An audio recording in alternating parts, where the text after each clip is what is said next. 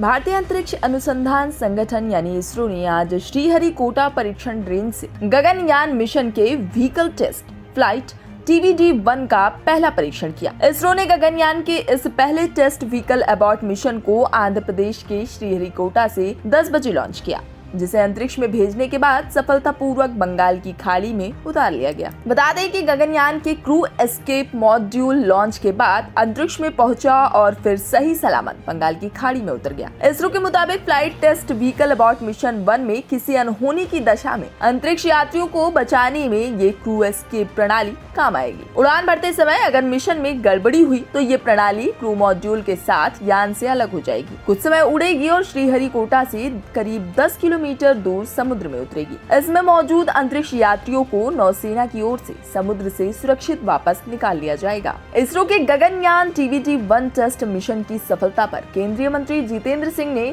दावा करते हुए कहा कि इस कामयाबी से गगनयान की यात्रा का जो आखिरी पड़ाव है उसकी तरफ हमने पहला कदम बढ़ाया है। आज की सफलता के बाद एक लॉन्च किए जाएंगे। 2025 में हम गगनयान भेजेंगे।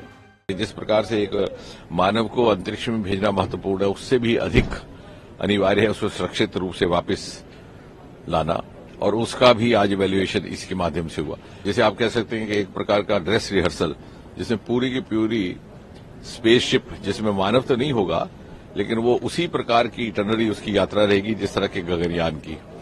और फिर गगनयान के जाने से लगभग 4-6 महीने पहले एक रोबोटिक एक महिला रोबोट रहेंगी बायोमित्र, वो उसी प्रकार की प्रक्रिया फंक्शनिंग करेंगी। वही उनको जो जिस प्रकार के हमारे अंतरिक्ष में जाने वाले मानव एस्ट्रोनॉट्स की जिम्मेवारियां रहेंगी, उन्हीं को वो संपन्न करेंगी और सुरक्षित वापस पानी में जब वो वापस लौटेंगी और उन्हें सुरक्षित निकाला जाएगा, उसके बाद फिर वो मरहला आएगा कि एक गगनयान लगभग 2025 में हम भेज पाएंगे।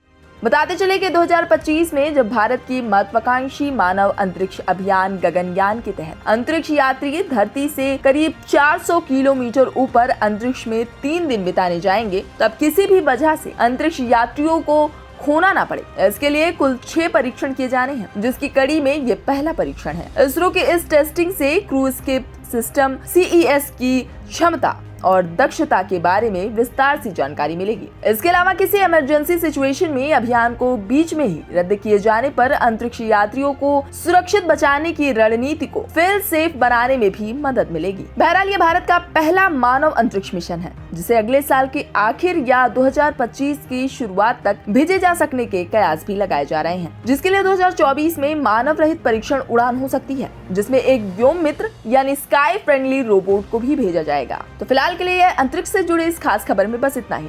ये पूरी खबर आपको कैसी लगी और इस पर आपका क्या कहना है, हमें कमेंट करके जरूर बताएं।